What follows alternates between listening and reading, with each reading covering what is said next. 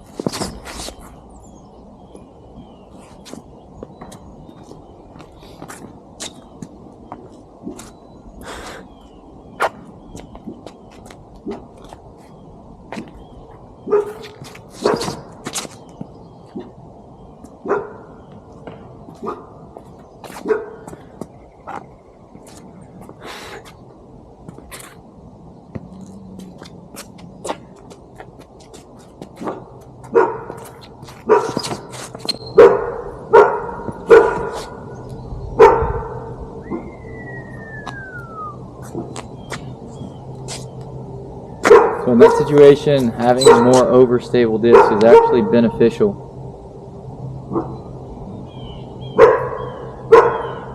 Greta! No!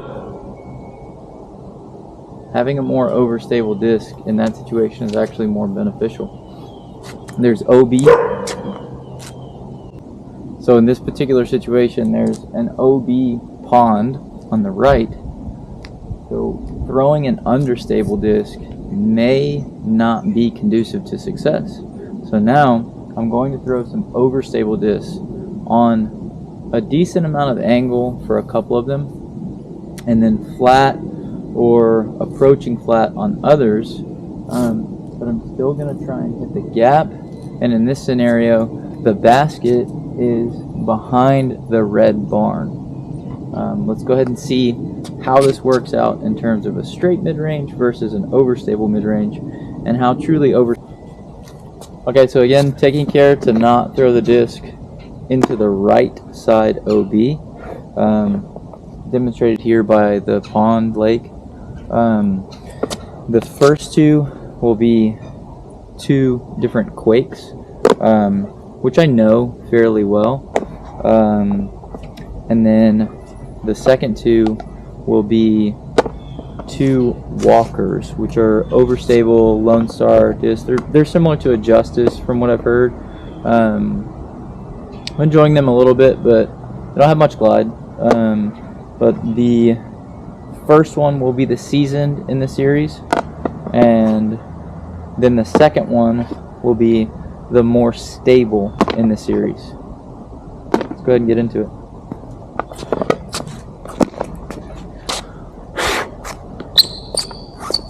Both quakes first. Seasoned first.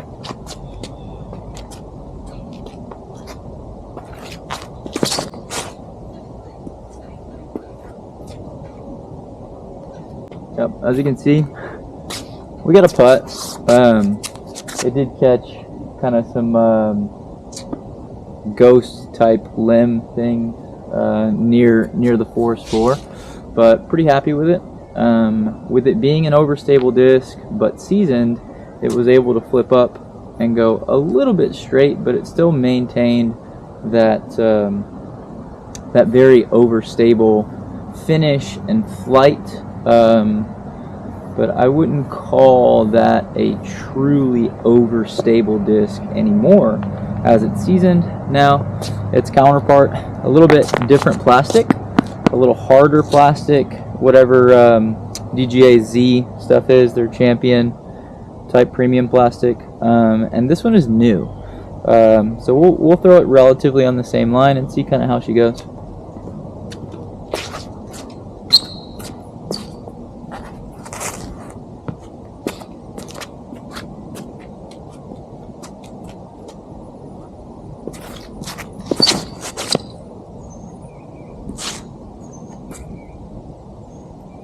Okay, that's parked, which is cool. And the flight was so good. I really like the Quake. I bagged the Quake. I don't know that Quake, but with DGA, Discraft in general, I find they're pretty consistent in the characteristics of their discs, generally speaking. So let's get into the 2 walkers. I'm going to go the seasoned one first, which I don't really know this disc, but I have thrown it probably, I don't know, 20 times before filming this. And then I'm going to go with the fresher one, and they are both different plastics. I don't know the name of Lone Star's plastic. If you want to tell me in the comments, I don't really care. They're frisbees, they're premium line plastics. So yeah, I mean, if they fly good, I don't care what they're called. I'll put them in my bag if they fly good. Here we go, walkers. First one is this guy, which it says glow. So I don't know if they have a glow line, or I'm not sure, to be honest, guys. I'm not much of a, I'm not very choosy on what goes in my bag in terms of this plastic's great, this plastic's not. But we'll go with the glow one first, and then whatever that other one is in terms of the plastic. But these are actually truly overstable. So we'll see how they go. Again, just trying to hit that initial gap and then get behind the red barn where the basket is.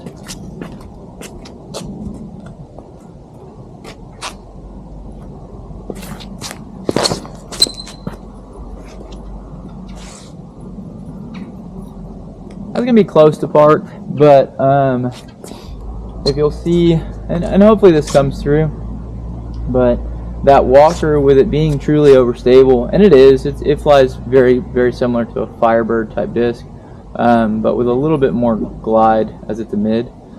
But it really dug in instead of gliding at the end of its flight. So at the end of its flight, instead of pushing forward on that angle, it just really fought and got to the ground quickly, which, if that's what you desire, it's good. Let's go with the other one here. I don't know what plastic it is, but it's a walker. It's got Homeboy's name on it. venti. I got all these from a buddy of mine, Justin Freeman, who threw for these guys for a season.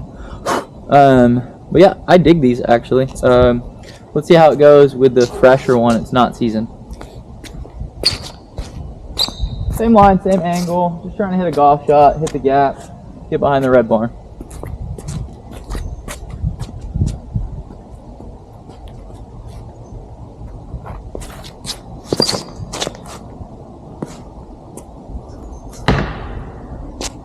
Pulled that one and shellacked the barn, which means I won't get a birdie. But that one did fly more overstable. I feel like I hit all 4 of those so far in what I would call my repeatable golf swing.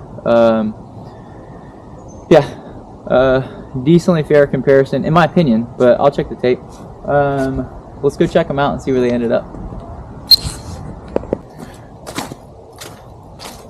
Okay, so I'm going to take you guys down the fairway. This is the area that I teed off from, above the hill here next to, you can see the GMC right there. And then this is the fairway.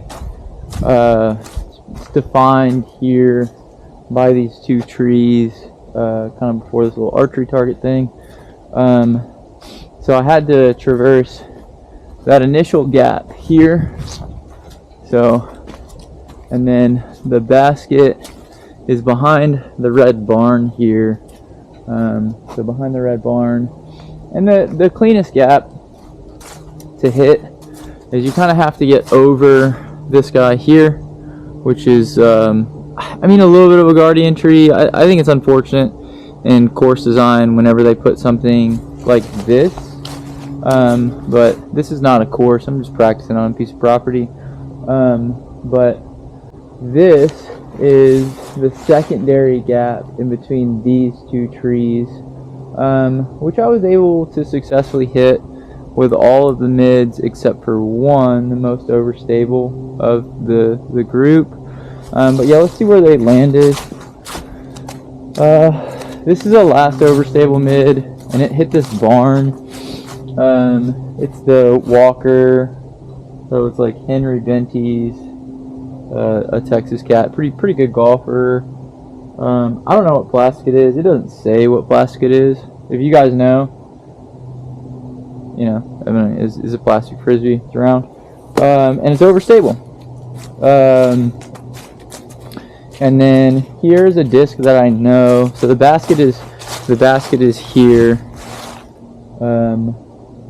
It's well behind the barn. So yeah, you would have to penetrate this gap on a decent amount of angle, or at least decelerating to park the basket. Here's the Quake, where the Quake landed, that I actually know, that's seasoned and has been in my bag for a long time, all of last season. And then here's the other. Okay, cool. The Walker got closest. Here's the other Quake. This one, I don't know. It's fresh. I've thrown it a couple times. I mean, it's in the practice rotation, but I definitely haven't thrown it more than 10 times. This ended up great. It's like 15-footer. And then this Walker actually is the closest of all 4 of the overstable mid-ranges. I think that the Walkers are truly overstable. I think the Quake is a great overstable option, but I think overstable is a relative term. So yeah, the Walker is it's like 7 feet, which is good. And then the interesting part, and why I think overstable discs are best in some scenarios, is I threw some straight buzzes. These straight buzzes, there are 2 here in this area. One of them almost went OB into, there's a pond over here. It almost went OB into this pond.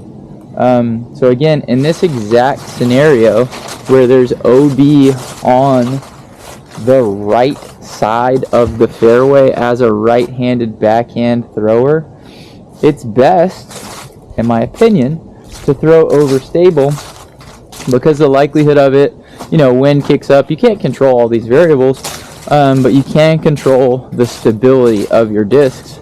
You can control the angle of your discs if you practice, you know, and know your angles. And so in this exact scenario, the overstable mid for sure took the cake. Yeah, I like the Walker. It's like trying out for the bag. I've never tried the Justice. Heard really good things about the Justice. I think the drone from Discraft is a good option, but the drone goes way too far, in my opinion. The way that I throw, I love the drone, but I don't think it. I don't know. It's a weird disc, but it's just my opinion. And the Quake is my favorite mid-range that I have found in years that fits a pseudo overstable line gap in the bag. What's up, gang? In the lab, otherwise known as my niece and nephew's game room. Still visiting. It's like 2 days after Christmas, something like that. Yeah, I'm gonna get on my soapbox here at the end. And also, I'm not getting paid by YouTube for these videos, so I can go in and re-edit this. I got this new 360 camera, but it takes me 3 or 4 hours for real to edit these videos. I'm not very good at it. Yeah, I'm gonna get into my opinion on like free labor. And I don't have anything against you guys for watching this video, but I'm not getting paid for them. And I value my time, especially with my family. So I'm just kind of like smash cutting these and putting them out there for y'all. I can spend another hour plus and like re-edit this ending to where my face is in frame, and I did. And then it got lost because I am a dodo when it comes to technology. I haven't posted on Facebook in like 14, 15 years, and I've started posting stuff on Facebook. I didn't even know I had an Instagram account.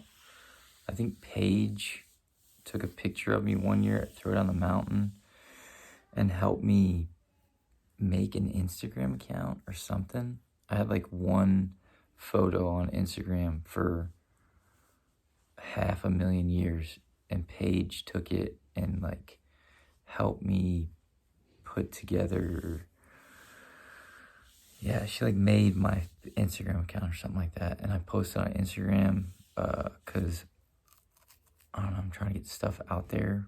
But yeah, I don't really care to do technology. A lot of times I film this stuff and I don't even bring my phone with me. But yeah, I'm not getting paid for this, but you guys can subscribe to the channel and I can get monetized and take you on this journey with me in 2024 or not. Like, I mean, it doesn't bother me if you guys subscribe or not. It helps a lot, and it's free to you. Anyway, I'm going to get into probably a pretty divisive opinion on free discs and people reviewing them. But I think it's the truth, or it's my opinion, which, I don't know, is what it is. But I'm also of the opinion that overstable discs are not necessarily the best option in many scenarios. High winds, they're fantastic, but with an overstable disc, you're not going to have near the angle control. So they have a tendency of getting on angle and coming into a fairway that is a green that is fast, or a fairway that's fast for that matter. If you play De La in Santa Cruz, you're not going to be throwing overstable mids in De La unless you don't want to score well. You're going to throw a mid that approaches the green softly, and you want to control the angle that it lands on that green in order to match the angle of the slope of the green. If you come into a fast green with an overstable disc and you're unable to match the angle, you will have rollaways, you'll have skips, you'll have all kinds of things that you can't control as a disc golfer. And I consider myself a thrower more than I am a putter currently in my game. And so if I can put 2 discs inside the circle like this, with my throw in the air, I also don't want to do all that work from 350, 400 feet away, and then not get rewarded because of something that I can't control once the disc hits the ground, if that makes sense. We'll shoot what this distance was. I don't even know how far away it was, because I don't use like a rangefinder in my daily my game. I think rangefinders are whatever. Use them if you like them. They're cool. Okay. I mean, that's decently far away. You know, math. We're like 310 and a little bit of change. If you want me to put like the super duper nerd math. But yeah, we're in the 310 range. Call it 312 if you want to. I'll do the math.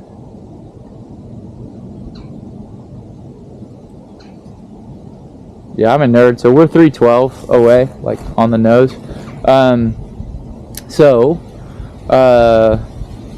Yeah, with a 312 foot hole, I'm able to reach it with a lot of discs, whether it's an overstable or a straight disc. But in this exact scenario, I think it's best to throw an overstable disc. But if this green was faster than it is, we're standing on soft leaves. I mean, it's even rained here, so it's not going to skip with the leaves. But if I was coming onto a skippier green from 312 feet away, going downhill through a gap, and I needed to land my disc softly, I would throw something less overstable. And at only 312 feet downhill, I would probably throw a putter. Just so I can know that the disc is going to come in very, very slow and soft. So yeah, that's my opinion on these particular overstable discs. Again, I don't, nobody's sending me these discs. I'm not getting paid to support these discs. I'm of the opinion that, yeah, YouTubers that are getting sent discs, free discs, and then doing a review that takes them hours to shoot and then edit, and then this takes a long time. They're slave laborers, because if somebody sends me a disc and expects me to like give them a very favorable review if I don't like their disc, that ain't happening. Because I don't care about free frisbees. These things don't cost that much. Yeah, go buy used discs. Go buy go trade them with your buddies, and they're not reinventing the wheel anytime they come out with these frisbees. They're round, they're made of plastic. Yeah, they can do some cool stuff to them and make them truly fly different ways. Like I believe the Walker's truly overstable, but I don't think it's unique. I think the Justice probably flies exactly like it, but I've never even thrown a Justice. I've just heard how it flies, and I've played enough disc golf to know whenever I touch a disc, probably how it's gonna fly just from the shape and stuff. But I'm a nerd. But yeah, hope you guys enjoyed this video. Overstable discs, 2 of them are truly overstable at my arm speed, and then at I'm not a freak or anything, but at a higher arm speed, 2 of them are truly overstable, and then 2 of them are a blend of what I would call stable, straight, and overstable. The Quake is an overstable disc at certain speeds, but it's you know, depending on the wind and your arm speed, it will go straight, it'll flip over even. The walker I haven't tested enough, but it seems more like a Firebird type flight. What's the comparable? Like the Captain's Raptor. I don't know, I haven't tried a Captain's Raptor. I haven't tried a lot of discs either outside of my bag. Sorry to get real chatty with it with frisbees, but yeah, no, these two options in terms of an overstable disc are pretty, they're good. And they're the Quake made my bag. The Walker will probably make my bag unless I find something that's better, and I put it in my bag. But yeah, check these two out if you want to. Yeah, I ain't selling frisbees, but these are good. Have a good day, guys. Get out there, get practicing.